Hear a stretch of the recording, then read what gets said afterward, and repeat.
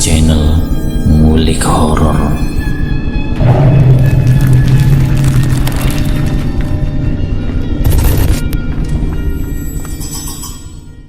Assalamualaikum warahmatullahi wabarakatuh. Jumpa kembali di channel Ngulik Horor. Channel ini menceritakan tentang kisah-kisah misteri. Pada kesempatan kali ini saya akan membawakan kisah misteri yang ditulis oleh Edna Villa. Kalian juga dapat mengunjungi tweet beliau langsung ya. Nanti link saya akan sediakan di kolom deskripsinya. Oh iya, di dalam cerita ini nama dan tempatnya disamarkan semua ya, untuk menjaga privasi pihak yang terlibat di dalamnya. Yuk daripada kita lama-lama, langsung saja kita simak ceritanya. Bismillahirrahmanirrahim. Kali ini saya akan membawakan kisah misteri yang berjudul Santet Tanah Kuburan. Seperti apa kisahnya? Mari kita kulik ceritanya. Kali ini saya akan menceritakan kisah pengalaman yang dialami oleh seorang pedagang di pasar yang mengalami persaingan mematikan. Sebut saja namanya Bu Nunung dan juga Pak Jundi. Bu Nunung pernah mengalami satu masalah, yaitu diguna-guna oleh seseorang. Faktornya yang mendasari itu karena persaingan dagang. Hal itu memang sudah tidak asing lagi di dunia perdagangan. Salah satu pihak yang sedang berkembang pesat, pasti ada pihak yang tidak suka atau iri dengannya. Nah, kejadian itu dialami oleh Bu Nunung di tahun 2011. Awalnya Bu Nunung dengan Pak Jundi yang datang dari kampung untuk merantau di salah satu kota yang ada di Jakarta. Sepasang suami istri ini mulai merintis usaha dengan modal yang dibawanya. Mereka ini membuka usaha di bidang perdagangan. Awalnya memang dagangannya tidak terlalu banyak, tapi yang namanya rezeki kita tidak tahu akan bagaimana. Dari yang awalnya sedikit, hari demi hari dijalani sampai akhirnya usaha yang dirintis Bu Nunung ini berkembang pesat. Setiap hari tokonya selalu diserbu pembeli. Hasil usahanya dari beberapa bulan, Bu Nunung mampu mengembangkan usahanya menjadi sebuah kios yang lumayan besar. Namun ternyata berkembangnya usaha itu ternyata di antara salah satu orang yang kemungkinan tidak jauh dari lingkungan sekitar tempat Bu Nunung berjualan. Ternyata ada yang iri dengan Bu Nunung, orang yang tidak suka dengan Bu Nunung, dan orang tersebut melakukan perilaku yang tidak baik dengan cara mengambil jalan sesat, yaitu dengan mengirim santet. Dari 6 bulan berusaha, Bu Nunung memang mampu membeli motor, merenovasi rumah, bahkan kabarnya Bu Nunung mampu membeli mobil. Bu Nunung memang dari awal dia datang ke kota untuk merantau itu sudah mempunyai modal besar. Tapi waktu itu dia mencoba untuk berdagang kecil-kecilan. Jadi tidak terlalu mencolok, yang penting sudah dapat lokasi. Dan alhamdulillah rezekinya lancar sehingga mampu membeli mobil. Singkat cerita, 1 tahun kemudian tidak hanya Bu Nunung yang membuka usaha, suaminya Bu Nunung juga bekerja sebagai pedagang. Jadi keduanya itu dagang di salah satu pasar besar yang berada di kota tersebut. Memang waktu itu masih jaya-jayanya kenikmatan yang diterima oleh keduanya yang sangat luar biasa. Tapi setelah 1 tahun berlalu, mulailah ada gejolak yang tidak baik. Awalnya tidak terlalu dirasa oleh Bu Nunung. Dari kiosnya yang tadinya ramai, tiba-tiba sepi sampai beberapa hari berturut-turut sama sekali tidak ada pembeli. Setelah 1 minggu berjualan, baru ada salah satu pelanggan yang datang dan berkata, "Kiosnya Bu Nunung beberapa hari ini kok tutup terus? Kenapa ya? Apa Bu Nunung pulang kampung?" ujar salah satu pelanggannya. Bu Nunung bingung mendengar perkataan dari salah satu pelanggannya. Loh, saya dari kemarin-kemarin buka terus, sama sekali saya tidak pernah tutup kok Bu, jawab Bu Nunung. Tapi saya lihat kiosnya Bu Nunung ini tutup terus, bahkan sudah 5 kali saya datang, tapi tetap saja tutup, kata pelanggannya heran. Padahal memang Bu Nunung ini membuka kiosnya setiap hari. Waktu itu Bu Nunung bertanya ke salah satu teman yang memang dikenal sebagai seorang praktisi. Dia adalah seorang kiai dan seorang guru mengaji. Bu Nunung pun konsultasi kepada Pak Kiai tersebut. Untuk lebih jelasnya itu, Pak Kiai tersebut diajak ke pasar oleh Bu Nunung. Dan saat di depan kiosnya, Pak Kiai ini menemukan taburan tanah yang tepat berada di depan kiosnya Bu Nunung. Astagfirullahaladzim, pantas saja, kata Pak Kiai. Kenapa Pak? Ada apa? Tanya Bu Nunung penasaran. Dari hasil komunikasi, Pak Kiai menjelaskan kepada Bu Nunung kalau ada orang yang sengaja menaruh tanah kuburan tepat di depan kiosnya, yang tujuannya agar calon pembeli itu tidak melihat kalau kiosnya Bu Nunung buka. Kalaupun ada yang melihat kiosnya buka, orang itu tidak mau mampir ke tempatnya Bu Nunung. Mohon maaf Bu, di sini memang benar ada orang yang sengaja ingin menghancurkan usahanya Bu Nunung. Jadi ibu harus lebih hati-hati lagi, ujar Pak Kiai.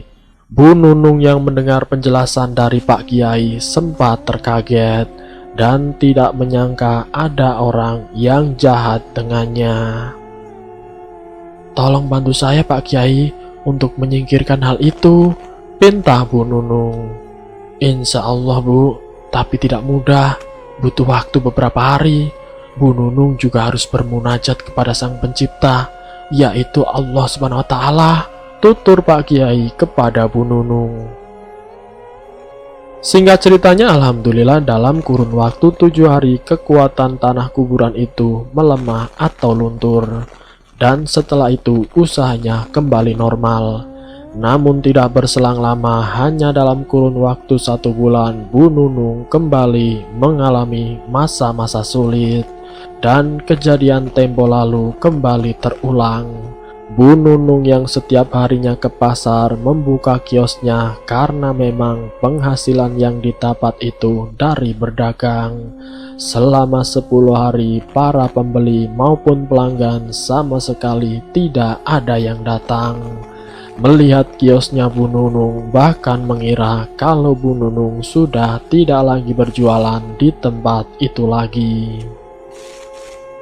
2 bulan kemudian setelah mengalami kejadian seperti itu, Bu Nunung tidak ada henti-hentinya diserang dengan tanah kuburan yang tiba-tiba Bu Nunung merasakan sakit di lehernya.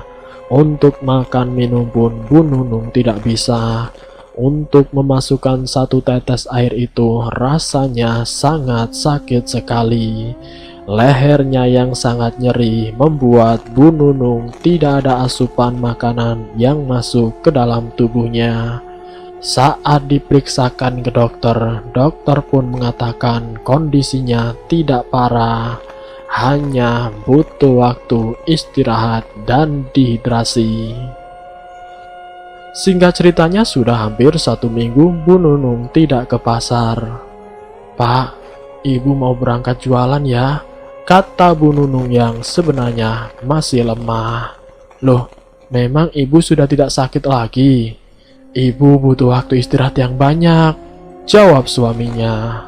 Iya Pak, tapi ibu sudah lama tidak membuka kios, takut pelanggannya pada kabur Pak, ujar Bu Nunung. Ya sudah, kalau memang ibu rasa sudah sehat, ibu boleh ke pasar, jawab suaminya.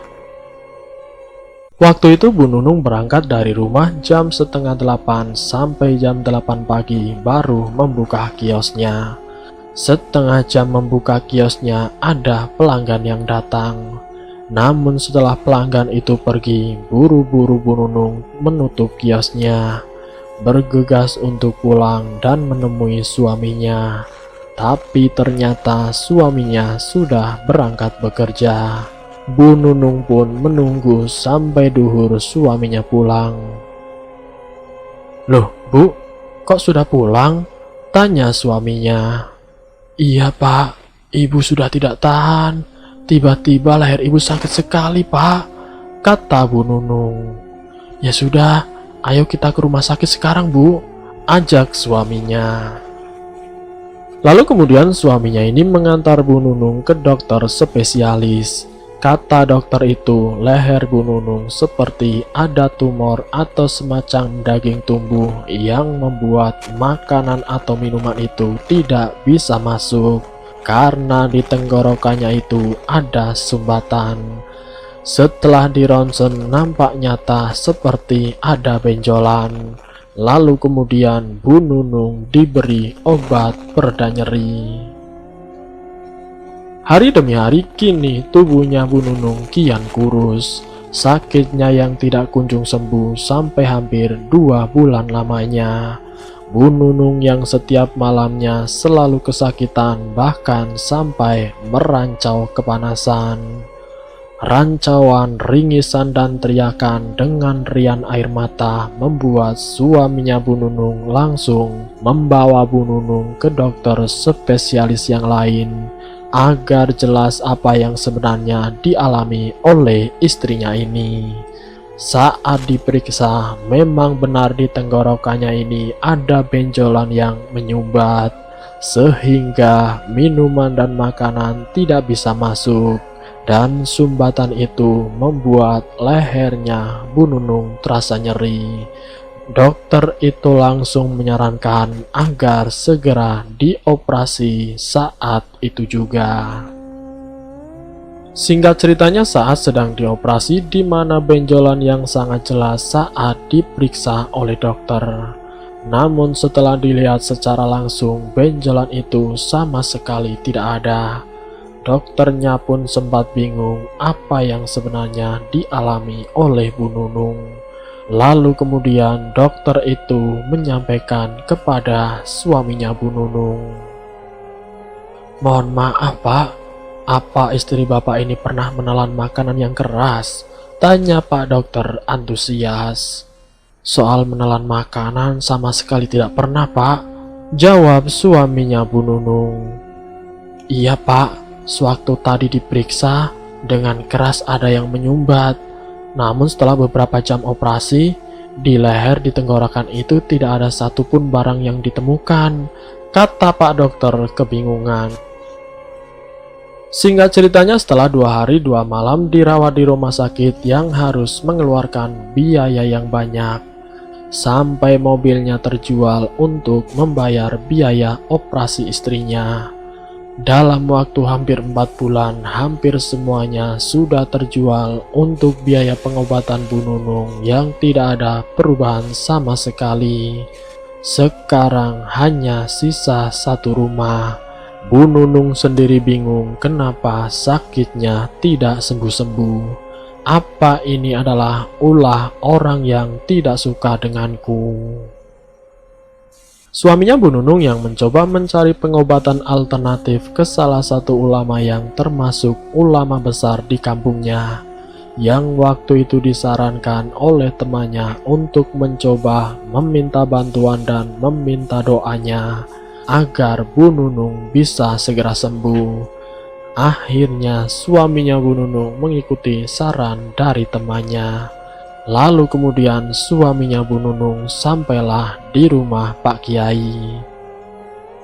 "Assalamualaikum," ujar suaminya Bu Nunung. "Waalaikumsalam." "Loh, Bu Nunung, ada apa, Bu? Sini, masuk, silahkan duduk, Bu." Bu Nunung beda sekali, dulu kan badannya gemuk, kenapa sekarang kurus sekali, Bu? Tanya Pak Kiai keheranan. "Iya, Pak Kiai. Jadi kedatangan saya ke sini mau nanyakan tentang kondisi saya, Pak. Sudah 4 bulan leher dan tenggorokan saya itu sangat sakit sekali. Untuk makan tidak bisa, untuk minum tidak bisa. Makanya saya sekarang kurus, Pak," kata Bu Nunung. Pak Kiai yang mendengar cerita dari Bu Nunung sudah paham maksud tujuan Bu Nunung apa. Beliau pun berpamitan untuk melakukan sholat terlebih dahulu. "Maaf, saya mau sholat dulu ya," kata Pak Kiai. Pak Kiai kemudian melakukan sholat hajat di dalam kamarnya, sementara Bu Nunung dan suaminya setia menunggu di depan. Setelah Pak Kiai selesai sholat hajat, Bu Nunung yang berbaring kaku di sofa panjang, Pak Kiai mencoba berkomunikasi dengan alam lain. Tidak berselang lama, Pak Kiai pun menjelaskan kalau apa yang ada di dalam tubuhnya Bu Nunung, tepatnya di lehernya yang secara tiba-tiba sakitnya itu bisa berpindah-pindah. Jadi apa yang tanda tanya dokter waktu itu karena sakitnya itu berpindah. Dan ada salah satu hal yang pasti tentang penyakitnya Bu Nunung. Penyakit yang ada di bagian lehernya itu bukan penyakit biasa, tapi ini penyakit kiriman dari orang yang berilmu hitam yang tujuan utamanya orang ini mengirim penyakit untuk melemahkan Bu Nunung. Itu yang pertama. Dan yang kedua, kalau diperiksakan ke dokter, penyakitnya tidak akan sembuh. Karena penyakit itu kiriman berupa santet yang dikirim ditujukan kepada Bu Nunung dengan tujuan agar semua harta yang dimiliki habis untuk biaya pengobatan. Saya mohon sampean baca sholawat sebanyak-banyaknya. Saya tahu, saya pun tidak bisa apa-apa, tapi kita punya Sang Pencipta, yaitu Allah Subhanahu wa Ta'ala. Yakinkanlah hati kita bahwa segala sesuatu yang sudah ada pasti ada baiknya dan keburukannya. Sampean tinggal baca sholawat Nabi. Nanti yang lainnya biar saya bantu untuk mengeluarkan apa yang ada di dalam tubuh istrinya sampean. Semoga Allah mengizinkan. Tapi sebelumnya sampean ambil air wudhu dulu, ujar Pak Kiai kepada suaminya Bu Nunung. "Baik Pak, mohon maaf, kamar mandinya di mana ya?" tanya suaminya Bu Nunung. "Ada di kamar belakang, lewat lorong tengah saja Pak," kata Pak Kiai. Sementara itu Bu Nunung masih tergeletak di sofa. Apa yang dibaca Pak Kiai dengan menggerakkan tangannya, dengan menarik tangannya Bu Nunung dengan satu tarikan. Dan Pak Kiai dan suaminya Bu Nunung membaca istighfar bersama-sama. Lalu kemudian apa yang ada di dalam tubuhnya Bu Nunung seakan-akan kepanasan. Tubuhnya menggelinjang dengan teriakan, "Sakit! Panas, panas," kata Bu Nunung yang merintih kesakitan. "Saya minta sholat Nabi dibacakan terus Pak, jangan sampai berhenti untuk mengeluarkan apa yang ada di dalam tubuh istrinya sampean," pinta Pak Kiai kepada suaminya Bu Nunung. Dengan segala kekuatan dan keyakinan Pak Kiai membuat Bu Nunung berteriak kesakitan. Reaksi dalam tubuhnya dari ujung kaki sampai ke leher sampai mulutnya mengeluarkan darah. Tanpa disadari, Bu Nunung meminta air minum. Air teh yang sudah disiapkan oleh istrinya Pak Kiai ditenggak sampai habis oleh Bu Nunung. Suaminya yang melihat Bu Nunung dengan mudahnya menghabiskan segelas air sontak saja terkejut dan juga bersyukur. "Alhamdulillah ya Allah," ungkap suaminya Bu Nunung. Sebagian besar pengaruh yang ada di dalam tubuhnya Bu Nunung masih ada yang harus dilunturkan dengan cara Bu Nunung melakukan sholat malam, berzikir setiap malam, dan berpuasa. Lakukan sholat malam secara rutin, berdoalah, meminta perlindungan sama Sang Pencipta, berzikir malam dan berpuasa. Kita sama-sama berusaha Pak, Bu. Saya tidak mungkin ke tempatnya sampean setiap hari, dan sampean pun tidak mungkin datang ke tempat saya setiap hari. Kalau kiranya nanti tidak ada perkembangan, baiknya sampean kabari saya, biar nanti saya ke tempat sampean. Sampean jangan lupa ya, mintalah perlindungan sama Allah SWT. Perbanyaklah sholawat Nabi dan perbanyaklah istighfar, tutur Pak Kiai. Mohon maaf Pak Kiai, sebelumnya saya mau tanya, siapa sebenarnya orang yang sudah tega mengirimkan penyakit ini kepada istri saya? Tanya suaminya Bu Nunung. Bukan siapa-siapa, ini semua sudah kehendak yang di atas. Mungkin ini semua adalah peringatan untuk sampean dan juga istri sampean. Mungkin Allah telah memberikan cobaan dengan perantara orang lain, agar sampean tidak sombong dengan apa yang sudah sampean miliki. Jadi ini semua sebagai peringatan atas berbagai macam cara. Kita pasrahkan kepada yang kuasa. Semoga orang yang mengirimkan hal itu hatinya terbuka, bahwa apa yang dilakukan itu hanya akan menjerumuskan diri sendiri. Kalian jangan sekali-kali melakukan hal yang pernah dilakukan oleh orang tersebut, dan jangan pernah berpikir untuk membalas. Biarkan saja, Allah Maha tahu apa yang terbaik untuk hambanya. Hanya Allah lah yang kita berharap lebih. Pokoknya kalian jangan lupa, sholat 5 waktu dilaksanakan. Dan kalau sekiranya nanti seminggu ke depan kok tidak ada perubahan, saya akan datang. Tapi kalau sudah membaik, hubungi saya lewat telepon saja ya, ujar Pak Kiai panjang lebar. Sementara keadaan Bu Nunung yang masih sangat lemah, Pak Kiai yang menyiapkan 1 botol air mineral yang tujuannya yaitu agar bisa memudahkan melunturkan pengaruh-pengaruh yang sudah ada di dalam tubuhnya Bu Nunung. Apa yang ada di dalam tubuhnya Bu Nunung semuanya bisa keluar. Singkat ceritanya, seminggu setelahnya ada kejanggalan yang dialami oleh Bu Nunung. Bu Nunung yang sedang melakukan sholat didatangi oleh sosok pocong yang muncul saat Bu Nunung ini sedang sholat hajat di tengah malam. Dan yang lebih membuat Bu Nunung merasa aneh, pocong itu menyerupai seorang perempuan yang sama-sama bekerja di pasar. Dalam zikirnya, bayangan wajah wanita itu sepertinya datang di hadapannya, yang membuat Bu Nunung mengira orang yang membuat dirinya sakit-sakitan selama beberapa bulan ini. Bu Nunung serta suaminya berkunjung lagi ke rumah Pak Kiai. Alhamdulillah Pak, seminggu ini saya baik-baik saja. Tapi ada satu kejadian yang membuat saya mengira siapa dalang dibalik ini. Semua karena saat saya sedang sholat malam ada sosok pocong datang dengan wajah seorang wanita yang sangat saya kenal, yaitu tetangga kios di pasar Pak. Dan juga saya pernah mimpi tentang seorang wanita itu dengan keadaan yang sedang disiksa, entah oleh siapa.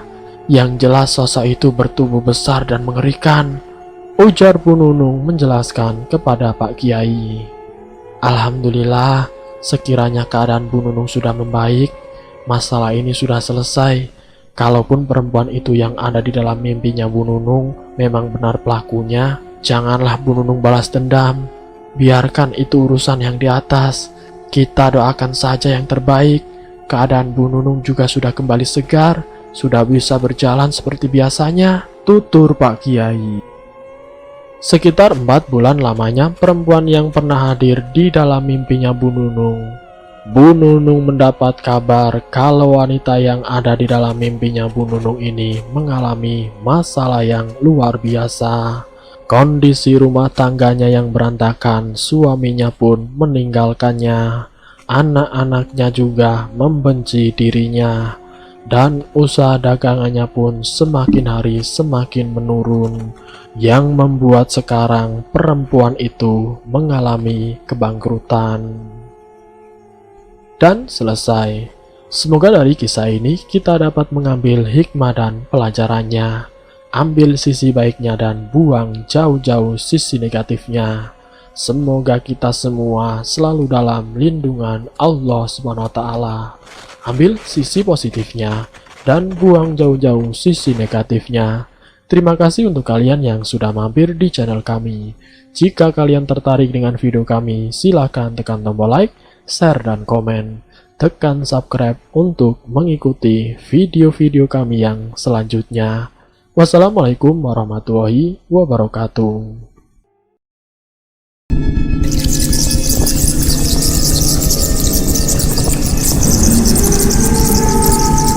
Selamat datang di channel Ngulik Horor.